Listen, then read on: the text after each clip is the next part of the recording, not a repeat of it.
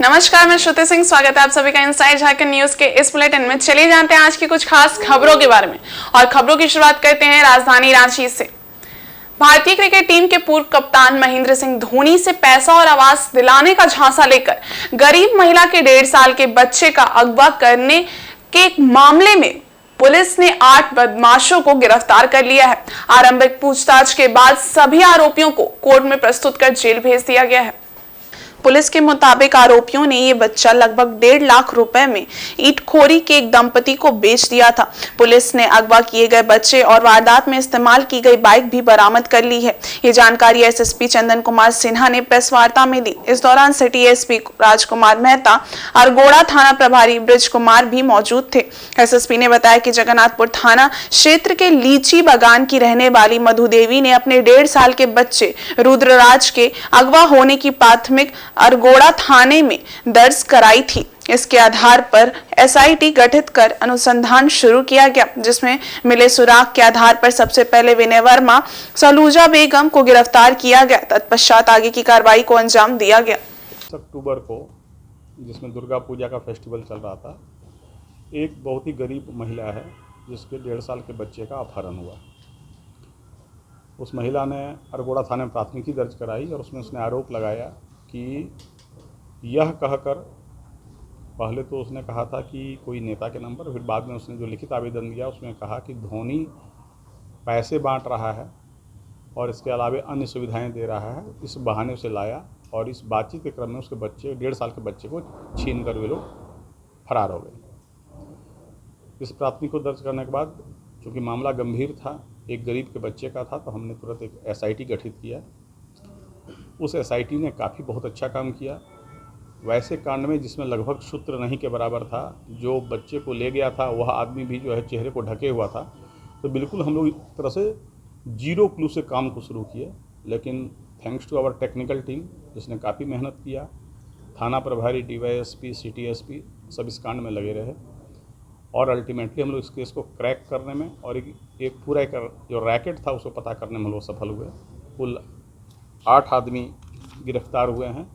बच्चे की चोरी, उसके मिडलमैन और जिसको बच्चा चाहिए था, जिसने गलत तरीके से बच्चा प्राप्त किया, इस पूरे प्रकरण हम लोग 8 आदमी गिरफ्तार किए हैं। बच्चा बरामद हो गया है, बच्चा सकुशल है, हम लोग मेडिकल करा रहे हैं और बाकी कानूनी कार्रवाई की जा रही है। और इधर झारखंड विधानसभा में नेता प्रतिपक्ष बनने के बाद अमर कुमार बावरी ने मंगलवार को पहली बार झारखंड विधानसभा अध्यक्ष रविंद्रनाथ महतो से शिष्टाचार मुलाकात की। इस दौरान विधानसभा अध्यक्ष एवं नेता प्रतिपक्ष में एक दूसरे को पुष्पगुच्छ देकर बधाई दी। मौके पर विधानसभा अध्यक्ष रविंद्रनाथ महतो ने नेता प्रतिपक्ष को बधाई दिया और कहा कि अमर कुमार बावरी एक तेज तर्रार नेता हैं। उनके नेतृत्व में राज्य के मुद्दों को विधानसभा के पटल पर प्रमुखता से रखा जाएगा। आने वाले समय में राज्य की जनता को नेता प्रतिपक्ष की भूमिका में अमर कुमार बावरी जनता की आवाज बनकर सदन में अपनी बात को रखेंगे।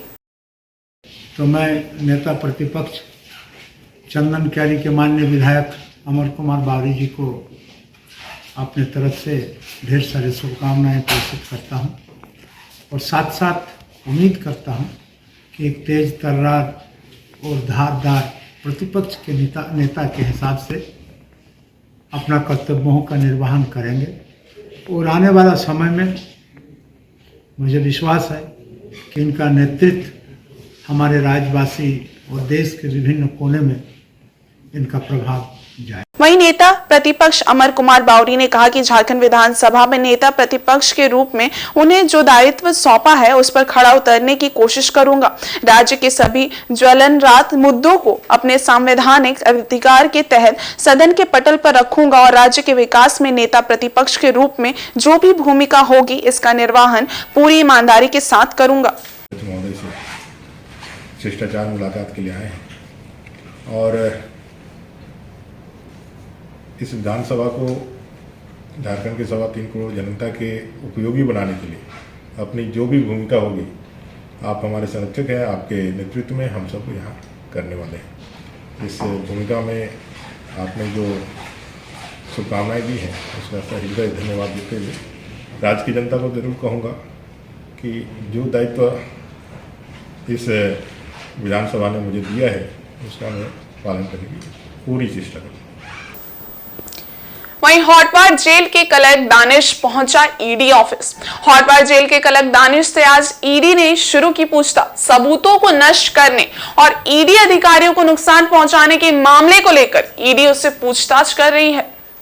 बिरसा मुंडा सेंट्रल जेल के अधीक्षक हामिद अख्तर समेत 3 जेल अधिकारियों को भी ईडी ने समन भेजा है। ईडी ने सबूतों को नष्ट करने की साजिश रचने, गवाहों को धमकाने और ईडी अधिकारियों को नुकसान पहुंचाने के मामले को लेकर जांच तेज कर दी है। बता दें कि ईडी ने हॉटवार जेल में सबूतों को नष्ट करने की साजिश रचने और ईडी के गवाहों को धमकाने और ईडी अधिकारियों को नुकसान पहुंचाने के आरोप में झारखंड के 3 जेल अधिकारियों को समन जारी किया है। ईडी द्वारा जारी आदेश के मुताबिक बिरसा मुंडा सेंट्रल जेल अधीक्षक, जेलर और क्लर्क को समन भेजा गया है। और इधर जमशेदपुर के पसुरी थाना अंतर्गत मत्स्य विभाग परिसर से झाड़ियों से सड़ी गली अवस्था में अज्ञात शव के मिलने से पूरे क्षेत्र में सनसनी फैल गई। हालांकि पुलिस ने शव कब्जे में लेकर पोस्टमार्टम के लिए भिजवा दिया है, जहां प्रथम दृष्टया पुलिस ने मामला हत्या से संबंधित बताया। पसुरी थाना क्षेत्र अंतर्गत प्रखंड कार्यालय के पास स्थित मत्स्य विभाग परिसर की झाड़ियों से बदबू आने पर स्थानीय लोगों को शव होने की आशंका हुई, जिस पर पसुरी पुलिस को सूचना दी गई। पसुरी पुलिस दल बल के साथ घटनास्थल पर पहुंची और 3 घंटे की कड़ी मशक्कत के बाद झाड़ियों से सड़ी गली अवस्था में शव बरामद किया। जानकारी देते हुए थाना प्रभारी राजकुमार वर्मा ने बताया कि प्रथम दृष्टया शव को देखकर प्रतीत हो रहा है कि धारदार हथियार से अज्ञात व्यक्ति की हत्या कर उसके शव को झाड़ियों में फेंका गया है। दीवार पर खून के पुराने धब्बे भी हैं। उन्होंने बताया कि मृत व्यक्ति के हाथ में कड़ा है। उन्होंने बताया कि शव को फिलहाल पोस्टमार्टम के लिए भेजा जा रहा है, जहां पोस्टमार्टम रिपोर्ट के आधार पर आगे की कार्रवाई की जाएगी। 6/11/23 की संध्या 6 बजे सूचना मिली कि ब्लॉक के पीछे कबाड़ के बगल में मत्स्य विभाग के परिसर में किसी व्यक्ति की डेड बॉडी है। जाने पर सत्यापन हेतु जाने पर दीवार में खून का दाग दिखाई दिया, जो काफ़ी पुराना प्रतीत होता है। उक्त स्थल पर जाने के लिए मत्स्य विभाग तरफ से घुसने पर न लाइट की व्यवस्था है, न वो जगह साफ़ सुथरा जगह है। काफ़ी झाड़ियों से भरा हुआ अंधेरा जगह था, जिसे लाइट जला के और जेसीबी की व्यवस्था करके किसी प्रकार से वहाँ पहुँचे। 3 घंटा 4 घंटा के मशक्क़त के बाद तो वहाँ एक सड़ा गला लाश पाया गया, जो किसी पुरुष का है, जो अपने दाहिने हाथ में स्टील का कड़ा सफ़ेद पहना हुआ है। गला में धारदार हथियार से मारने का जख्म दिखाई पड़ा। लाश पूर्णतः सड़ा गला अवस्था में, जिससे चेहरे की किसी प्रकार की पहचान होना संभव नहीं है। आगे MGM भेजा जा रहा है। वहाँ FSR में हत्या में प्रयुक्त हथियार एवं अन्य के बारे में चिकित्सक का मंतव्य के बाद अग्रिम कार्रवाई की जाएगी। वहीं चक्रधरपुर के इतवारी बाजार में मंगलवार सुबह 12 साल के बच्चे को लोगों ने मोबाइल चोरी के आरोप में धर दबोचा। लोगों ने जब बच्चे से पूछताछ की तो उसने बताया कि वो मनोहरपुर का रहने वाला है और ट्रेन से चक्रधरपुर सब्जी खरीदने आया है। उसके जवाब से लोग संतुष्ट नहीं हुए और उसे पुलिस के हवाले कर दिया। दरअसल चक्रधरपुर के विभिन्न भीड़भाड़ वाले इलाके और बाजार क्षेत्र में कुछ दिनों में मोबाइल चोरी की घटनाएं बढ़ी हैं। लोग बता रहे हैं कि भीड़ में अचानक से उनकी मोबाइल चोरी जा रही है। इसी क्रम में मंगलवार को एक व्यक्ति का इतवारी बाजार में सब्जी खरीदने के दौरान मोबाइल चोरी हो गया। उसने नजर दौड़ाई तो उसके सामने से बच्चा मोबाइल लेकर जा रहा था। बच्चे ने जैसे ही देखा कि व्यक्ति ने उसे मोबाइल के साथ देख लिया है तो वो भागने लगा। व्यक्ति ने शोर मचाते हुए बच्चे को दौड़ाया तो बच्चे ने मोबाइल को फेंक दिया और भागने लगा, लेकिन इस बीच बच्चे को पकड़ लिया गया। बच्चे से जब पूछताछ की गई तो उसने मोबाइल चोरी करने से साफ इनकार कर दिया। बच्चे ने बताया कि वो मनोहरपुर का रहने वाला है और ट्रेन से चक्रधरपुर सब्जी खरीदने आया है। उसकी बातों से लोगों का शक और गहरा गया।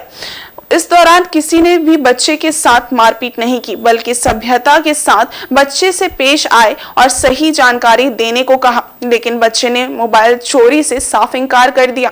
इसके बाद पुलिस को घटना की सूचना दी गई। पुलिस इतवारी बाजार पहुंची और बच्चे को अपनी सुरक्षित हाथों में ले लिया। फिलहाल बच्चे से पूछताछ कर पुलिस चक्रधरपुर के बाजार इलाकों में लगातार हो रही मोबाइल चोरी घटना के उद्भेदन में लगी हुई है।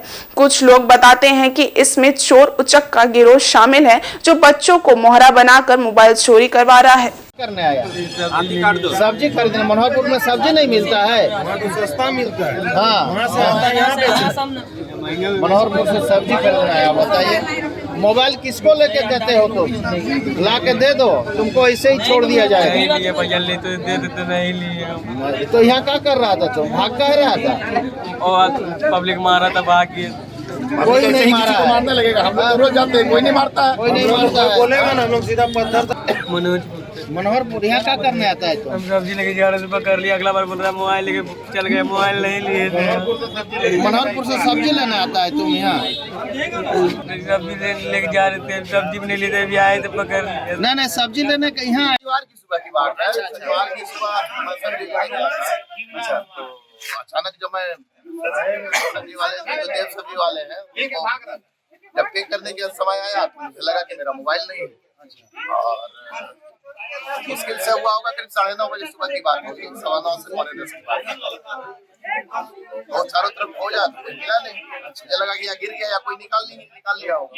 उसके बाद मैंने जो ऑफिशियल प्रोसीजर होता है, जो भी सलाह दर्ज होता है वो कराया और लोगों को लगाया। आज अभी बाजार में अभी हल्ला हुआ, हम लोग सभी आया, पता चला कि ये पकड़ाया है। और जो उस दिन जो लोगों ने कुछ भागते देखा था लड़के को, वो लोग बोल रहे हैं कि यही था उस दिन भी जो लेके भाग रहा था। हालांकि बच्चा इनकार कर रहा है, पर वो हो सकता है ये गिरोह का एक छोटा सा बच्चा और सदस्य हो, जिसके कुछ लोग कहीं और। और उधर गोवा में आयोजित 37वें राष्ट्रीय खेल प्रतियोगिता में झारखंड रोल बॉल की टीम ने शानदार खेल का प्रदर्शन करते हुए कांस्य पदक हासिल किया है। देर रात जमशेदपुर पहुंचे झारखंड रोल बॉल टीम का टाटानगर रेलवे स्टेशन पर भव्य स्वागत किया गया, जहां शहर के अन्य लोगों के साथ खिलाड़ियों का उनके परिवार के लोगों ने भी स्वागत किया। झारखंड रोल बॉल टीम के कोच चंदेश्वर साहू ने कहा कि हम लोगों का लक्ष्य गोल्ड जीतना था, लेकिन छोटी सी भूल की वजह से कांस्य पदक हम लोगों को संतोष करना पड़ा।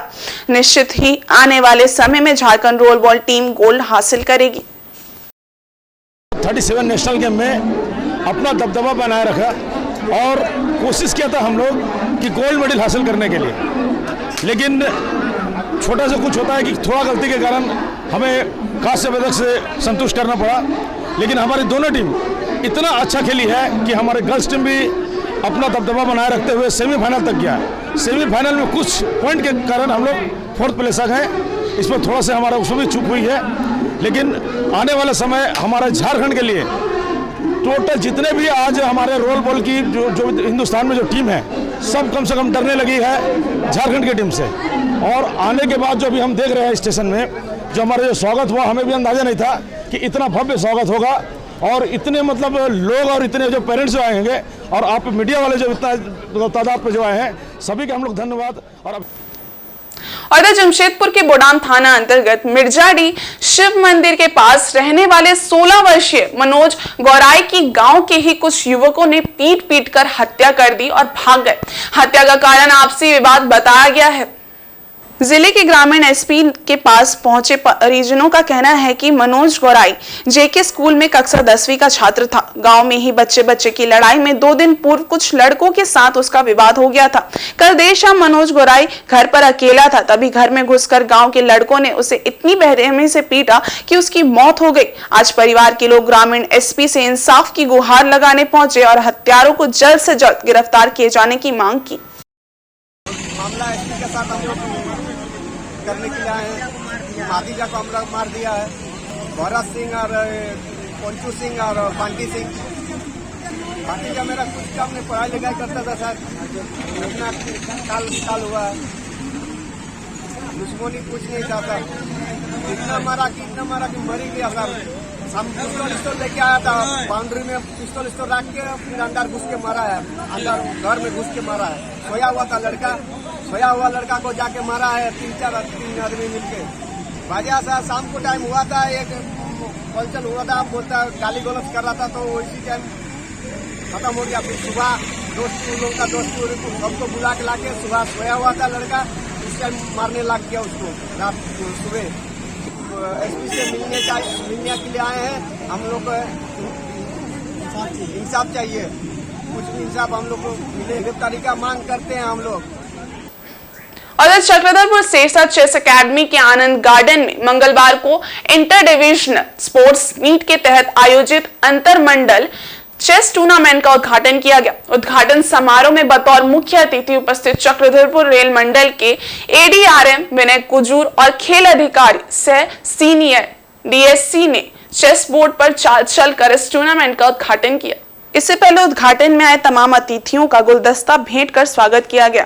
इसके बाद अतिथियों ने टूर्नामेंट में भाग ले रहे विभिन्न रेल मंडलों से आए खिलाड़ियों से परिचय प्राप्त किया। अतिथियों ने परिचय प्राप्त करने के बाद उम्मीद जताई कि एक बेहतरीन खेल इस चेस टूर्नामेंट में देखने को मिलेगी।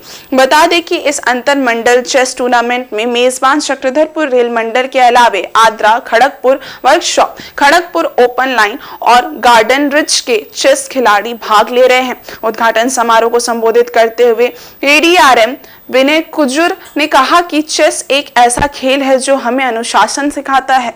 इस खेल से सभी को जुड़ना चाहिए क्योंकि ये खेल आपके मस्तिष्क को भी संतुलित और स्वस्थ रखता है। उन्होंने चेस टूर्नामेंट के आयोजन के लिए सिरसा चक्रधरपुर के पदाधिकारी और सदस्यों की तारीफ की और खिलाड़ियों को बेहतर खेल प्रदर्शन के लिए प्रेरित किया और उनका हौसला बढ़ाया। वहीं खेल अधिकारी से सीनियर डीएससी पी शंकर कट्टी ने कहा कि 22 सालों से लगातार इस टूर्नामेंट का खिताब चक्रधरपुर रेल मंडल जीत रही है, जो अपने आप में एक बड़ा रिकॉर्ड है। उन्होंने उम्मीद जताई कि इस रिकॉर्ड को आगे भी चक्रधरपुर रेल मंडल कायम रखेगी। और जो इस खेल को खेलता है या इसको जानता है और इसमें समय देता है, वो हमेशा अपने लाइफ में कभी स्ट्रगल नहीं करता है। ये बहुत अच्छी बात है, बहुत पॉपुलर गेम है कि हमारे बीच में बहुत सारे ऐसे प्लेयर्स हैं जो ये गेम को खेलते हैं।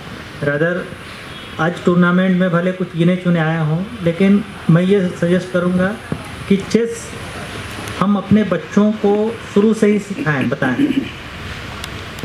इससे ऐसे स्किल्स डेवलप होते हैं जो एक्चुअल में प्रैक्टिकल लाइफ में बहुत सहयोग करता है, बहुत सारे प्रॉब्लम्स को, सिचुएशंस को हैंडल करने। And I thank all other departments who have contributed for the successful conduct of this event. Further, I wish and all the players, and I expect that they will play in a sporty manner and the efficient player will win the tournament. I congratulate CKP division also, who have been the winner for how many years? 22 years. 22 years. Yeah. Okay, right. ठीक है. I expect you to continue the same. Thank you. और इस सरायकेला खरसावां जिला के ईचागढ़ प्रखंड क्षेत्र के सिल्ली रांगामाटी सड़क पर पीलीत के खेड़वन के पास जंगली हाथियों के उत्पात के खिलाफ आक्रोशित ग्रामीण महिलाओं ने करीब 6 घंटे सड़क जाम कर दिया। सड़क जाम करने से दोनों ओर सैकड़ों वाहनों की कतार लग गई। लंबी दूरी के वाहनों का 2 किलोमीटर तक जाम लग गया। घटना की सूचना मिलते ही ईचागढ़ थाना प्रभारी गौरव मिश्रा पुलिस बल के साथ मौके पर पहुंचे व ग्रामीणों को समझाने की कोशिश करते रहे, मगर उग्र ग्रामीणों ने हाथियों द्वारा क्षति किए गए धान आदि फसलों का सही मुआवजा देने व हाथियों को तत्काल क्षेत्र से भगाने की मांग को लेकर अड़े रहे। बाद में वन विभाग के वनपाल राधा रमन ठाकुर, मुकेश कुमार आदि दल बल के साथ पहुंचकर ग्रामीणों से वार्ता कर हाथियों को क्षेत्र से भगाने, टॉर्च पटाखा आदि का वितरण करने व फसलों का मुआवजा देने के आश्वासन के बाद सड़क जाम हटाया गया। वहीं वन विभाग द्वारा बुधवार एवं शनिवार को मिलन चौक में कैंप लगाकर तत्काल मुआवजा फॉर्म जमा करने व सभी प्रक्रिया कैंप में ही पूरी करने का आश्वासन भी दिया। बताया गया कि मुआवजा फॉर्म वन विभाग से अंचल कार्यालय भेजा जाता है, जिससे प्रक्रिया से गुजरने में विलंब होता है। कैंप में अंचल के कर्मचारी जमीन का सत्यापन ऑन द स्पॉट करेंगे ताकि समय पर पीड़ित किसानों को हाथी द्वारा फसल व मकान क्षति का मुआवजा मिल सके। मालूम हो कि पीड़ित रघुनाथपुर व खेड़वन जंगल में 40-42 की संख्या में हाथियों का झुंड डेरा जमाए हुए है। शाम होते ही हाथियों का झुंड खेतों में जाकर पके धान की फसलों को चट कर रहा है। ग्रामीण रात में जाकर अपने घरों को सुरक्षित रखने को मजबूर है। वहीं गांव की महिला शांति देवी ने कहा कि हमारे पके धानों को हाथियों के झुंड ने खाकर खत्म कर दिया है।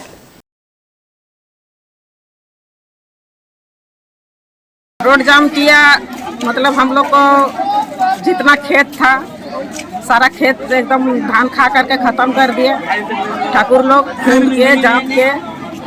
और अभी सारा रात हमारे गांव में घुमा है, घर के सामने से। हम लोग घर से बाहर नहीं निकल सकते हैं। और हम लोग का यहाँ और का घर में अगर जंगल के सामने में दुकान उकान करते हैं तो भी हमरा सब जला दिया। घर सबको झोपड़ी बनाए थे, झोपड़ी को जला दिया। खंभा किए थे ईटा का, जो जंगल का लकड़ी नहीं काटेंगे बोल करके।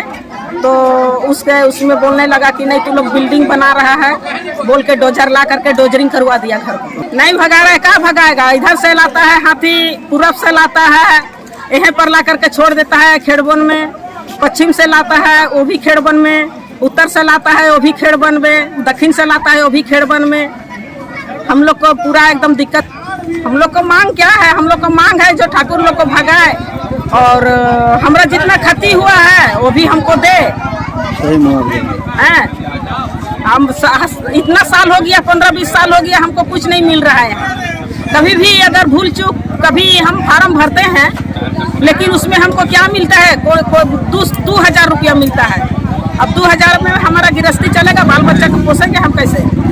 वहीं सरायकेला खरसावां जिले के सदर अस्पताल में सोमवार से ओपीडी में मरीजों का ऑनलाइन रजिस्ट्रेशन प्रारंभ हुआ।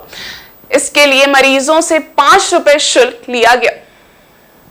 Civil surgeon doctor Ajay Kumar ने सदर अस्पताल ओपीडी काउंटर पहुंचकर ऑनलाइन रजिस्ट्रेशन प्रक्रिया का निरीक्षण किया। इस मौके पर ऑनलाइन रजिस्ट्रेशन प्रक्रिया में 5 रुपए देकर पर्ची कटाने वाले मरीज कुचाई प्रखंड के मनोज कुमार मुंडा को सदर अस्पताल का कंप्यूटरकृत पर्ची उपलब्ध कराया गया। Civil surgeon doctor Ajay Kumar ने इस अवसर पर कहा कि राज्य के विभिन्न सदर अस्पतालों में बहुत पहले से ही मरीजों को ओपीडी में डॉक्टर से दिखाने के लिए ऑनलाइन रजिस्ट्रेशन चल रहा है, लेकिन ऑफलाइन रजिस्ट्रेशन कराया जाता है। अब यहां भी ऑनलाइन रजिस्ट्रेशन प्रारंभ हो चुका है। गांव मेरा सानिस हुआ है और हम पंचिंग कराए तो 5 रुपये लगा जमा कर दिए। अस्पताल प्रबंध समिति के द्वारा निर्णय के द्वारा ये ओपीडी पंजीयन शुल्क 5 रुपये लिया जाएगा हर एक मरीज से। इसका जो भी इकट्ठा किए गए पैसे को अस्पताल के डेवलपमेंट में उपयोग किया जाएगा। और इस बुलेटिन में बस इतना ही। ब्रेक के उस पार है कुछ और खास खबरें, तब तक के लिए देखते रहिए इनसाइड झारखंड न्यूज। धन्यवाद।